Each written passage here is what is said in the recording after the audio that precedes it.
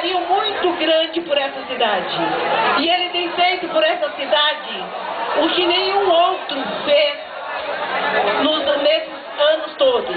São 37 anos. E pela primeira vez nós vamos ter em todos os setores, em toda a cidade, a valorização da cidade, trazendo alegria para o nosso jovem, para as nossas famílias, para o nosso povo. Nos outros anos, nos outros governos, nós não tivemos essa oportunidade. E é por isso que eu quero aqui, enquanto moradora dessa cidade, agradecer ao nosso governador, José Roberto Arruda, que tanto tem feito pelo Distrito Federal e por nós.